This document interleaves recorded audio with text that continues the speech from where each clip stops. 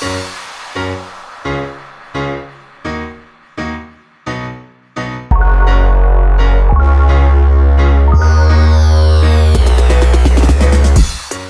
I just finished uploading yesterday's vlog as well as the podcast and everything, and you know, it just got me thinking.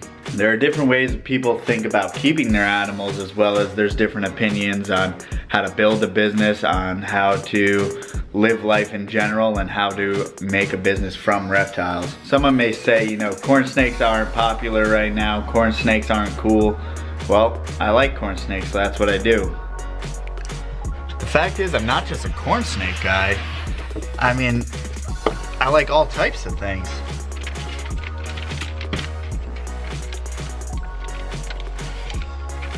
The fact is, I just feel that we're so lucky as snake keepers that we have over 3,000 species of snake. You can never stop learning, and there's just so much you can explore.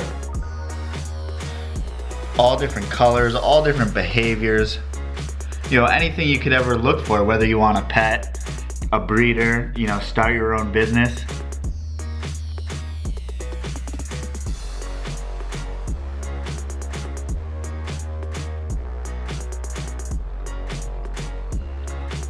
A master of all is a master of none, but I believe there's no shame in trying different species. The fact is, when you try different species, you open yourself up to, you know, different ways of thinking, may even change the way you keep the other species that you have, and it gives you a depth of experience. All these different species have different quirks, different ways of keeping, different behaviors, and I mean, it's just fascinating to watch. The fact is, I don't think there's anything wrong with getting a species and realizing that you don't like to keep them or you're not having fun with them and selling them to a responsible buyer. But you just move on knowing, hey, that wasn't for me. Personally, I've gotten in and out of quite a few projects, whether it's full species or mutations, anything like that, and I realized, hey, that's not for me. Ball pythons, they weren't for me.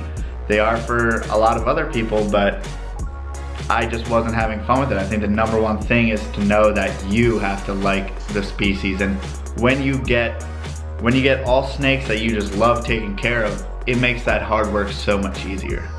I think it's also important to always keep the animal in mind as far as knowing how big they're gonna get. You know, if you're gonna be living in some place where it's not reasonable to keep the proper humidity and temperature for the snake that you're keeping.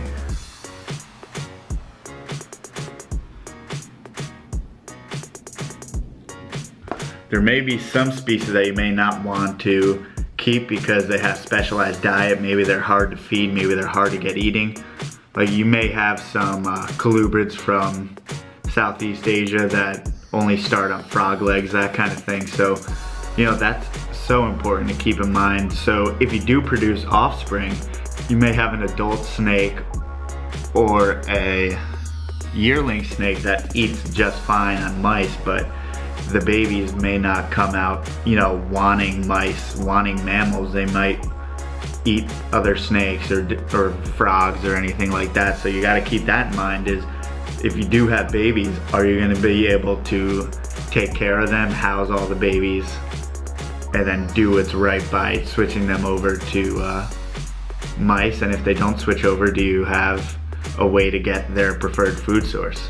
I don't want to be pigeonholed as a carpet guy, a corn snake guy. I just want to be known as a person who loves snakes, loves reptiles in general, and just wants to spread my passion for them.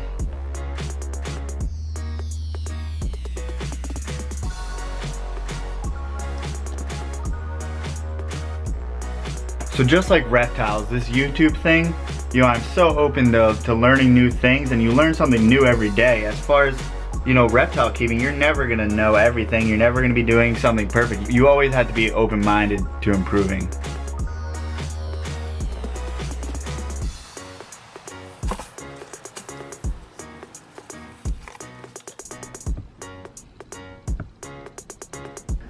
There are some things I think that will just never get old, keeping reptiles and breeding reptiles, as far as you know, snakes locking up and snakes laying eggs and then the babies coming out of the egg. The babies are obviously the greatest, and with colubrids it's like there's gonna be you know, 20 eggs, and then over a few days you just see more and more babies come out, and I just find it so exciting. I think like anything else, keeping or breeding reptiles may not be the hardest thing there is to do out there, but the fact is it takes hard work and dedication every day, keeping motivated to go on and keep improving and giving them what they need. You need to understand that the snake comes first and not exactly your needs as far as maybe the best handleable snakes.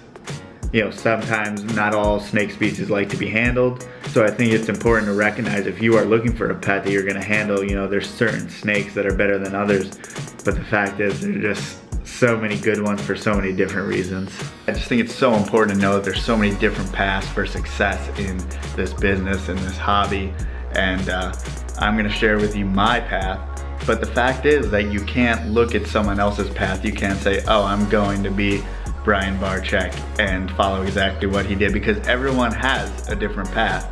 So, and also you don't have to copy anyone, you can be yourself. So, and I think the more you are yourself, the more you do your own thing, that you're rewarded for that. So if you think and do like others, you'll have what others have had. You possibly could have what others have had, but when you do your own thing, you get something that's your own and something that no one's ever had before. So I know this vlog's a little bit different, but I just needed to share with you, you know, my feelings and why I am so excited for the future, why I'm so excited for the YouTube channel, why I'm so excited to keep more snakes, to breed more snakes, also to, you know, explore different species maybe even, and just learn more about what I have. So it's just so important to keep on learning, keep on improving, and I'm going to, you know, let you along on my journey to do that. And I hope you do the same. That's my opinion. Thank you guys so much for watching. Like, comment, subscribe, do whatever you want, and I will see you later.